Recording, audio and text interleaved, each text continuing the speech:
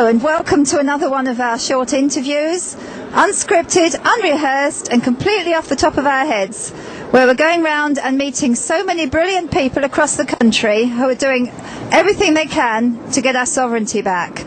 Today we're here outside the County Hall in Exeter, where they're having a regional assembly meeting, as you see. And there's a brilliant demonstration going on here. Regional assemblies, very quickly, the European Union is the European Union of the regions. They are trying to break England up into 9 regions. There will be no more England, and each region has an assembly which is answerable to Brussels, funded from and funding to Brussels, the ultimate aim being to cut out Parliament altogether. So there you have the picture. With me today, I'm very, very honoured to have Mr. Graham Booth, who's a member of the European Parliament. And he comes to these meetings, it's three times a year, and he always gets up to speak, which is quite entitled to do. And just about every time they manage to stop him, switch the microphone off, whatever, but that shows you how undemocratic they are. So I'll hand you over to Graham right now, and he can tell you about it. Thank you, Graham. Thank you, Fern. Yes, I'm a member of the European Parliament for the UK Independence Party in the South West. I do come along to these South West Regional Assembly meetings, first of all, to question their legality. They've never been elected by the electorate. They have no vote from anybody to be here.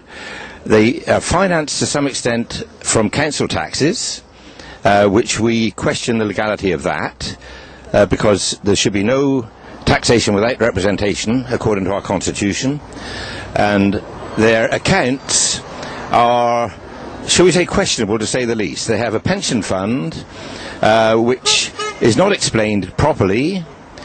The certification officer has asked them to submit their accounts again, and we can't get access to them because, would you believe it, they are not covered by the Freedom of Information Act.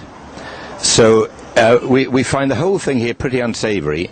When I try to make points in their assembly, I'm only allowed 3 minutes, by the way, whereas everybody else has a free run. I'm the only one who has a stopwatch running.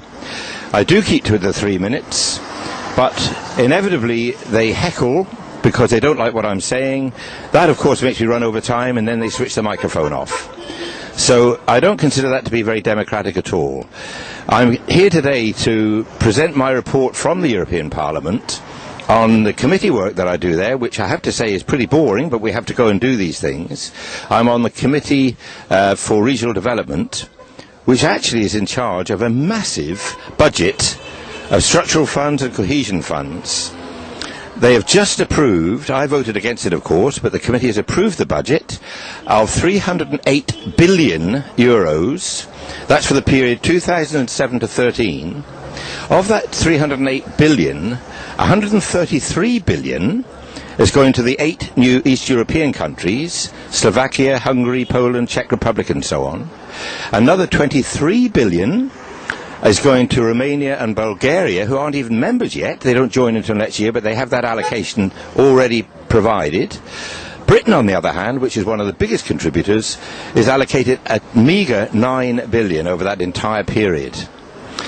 Now, when the British public become aware of where so much of their money is going, and when they look at our health service and see how short of funds we are, when they realise they have to work until they're 68 to get a pension, whereas a lot of the continental countries, France in particular, they retire at 60, 57 if they're in the public sector. When they realise these things and where all of their money, or so much of their money, is going. We're here on Bastille Day today, by the way, which is the French celebration of their first republic. It will make the storming of the Bastille look like a Sunday picnic when the public realise what's happened and their reaction to it. So those are the sort of things I should be talking about here today. They won't like to hear it, but they are the facts. And we'll wait and see. But I've got a feeling I should be cut off yet again. If I am, this time I shall report them to the Committee of the Regions, although I don't suppose that will do much good. But we do come here and we do try. Thank you, Fern. Okay, and do I remember something about regional assemblies? There's some issue about them being a limited company. The people sitting in them are responsible for the financing. Is that correct? Well, these are some of the issues we're trying to get to the bottom of, but they are not affected by the Freedom of Information Act. So a lot of what goes on here is in secret. I think you're right, Fern, but again, we can't establish all of these things for facts. But I'm quite sure you are right. Okay, that's brilliant. Thank you very much for your time today, and good luck at the meeting. Hope they don't cut you off again. Do that.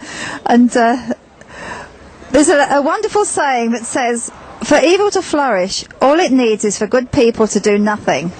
And the good people here today, if there were more like this, there would be no evil left, believe me. And if you're really angry about this, as we are, do something, join something.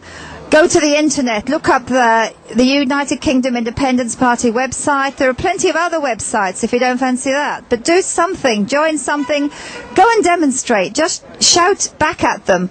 Otherwise, they're just going to have their way and our country will be gone. Thank you.